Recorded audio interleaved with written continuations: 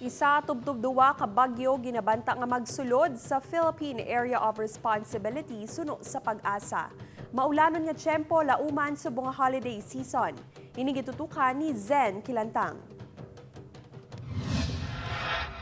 Base sa monthly tropical cyclone forecast sang Pag-asa Iloilo, ginabanta isa tubtub-duha ang magasulod nga bagyo sa Philippine Area of Responsibility sa bulan sang Disyembre. Nakabase na siya or gin-average na siya sa 80-year nga historical data, which is nga sa mga previous nga mga gin total talang no ang mga previous to nga mga bagyo nga nagtuhaw sang December kag gin-average naton. So kung magamba kita nga 1 to 2, that doesn't mean nga 1 to 2 ang magwa sa amo nga December. Possible may siya why may zero or possibly sobra sa duha ka bagyo ang magatuhaw sa December.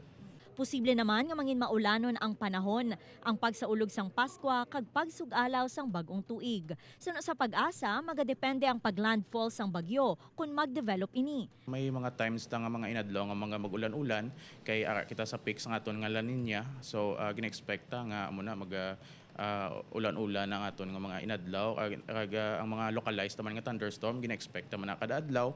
Ginapanugyan na naman sini ang publiko nga masami nga magdala sang payong agud may proteksyon sa pagtuba sang ulan kag mapalayo sa balatian. Upod Kiramal Parkia, Zen Kilantang, One Western Visayas.